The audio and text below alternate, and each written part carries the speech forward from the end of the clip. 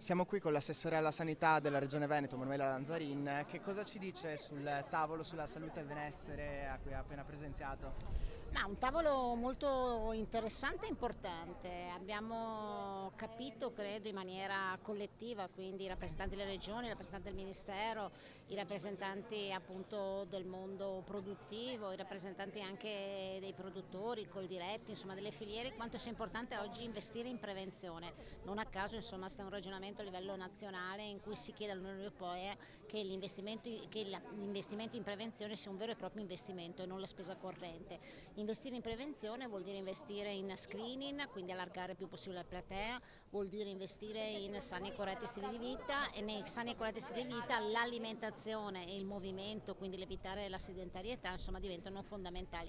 Abbiamo portato come esempio il Veneto con il piano di prevenzione regionale Vivo Bene Veneto 2020-2025, dove l'attenzione anche a tutti quelli che sono gli aspetti legati all'educazione, alla formazione, quando parliamo di alimentazione, quando parliamo appunto di corretti sani stili di vita, parliamo di invecchiamento attivo, parliamo delle palestre della salute, parliamo dell'attività fisica adattata, insomma sono di casa, proprio nel mettere in atto tutte quelle azioni che ci permettono sicuramente oggi un invecchiamento della popolazione più in salute possibile. Sappiamo che la grande sfida è questa e solo intervenendo in questo settore, in questo fronte, riusciremo non solo ad aiutare il sistema sanitario ma aiutare la qualità di vita delle persone. Grazie mille.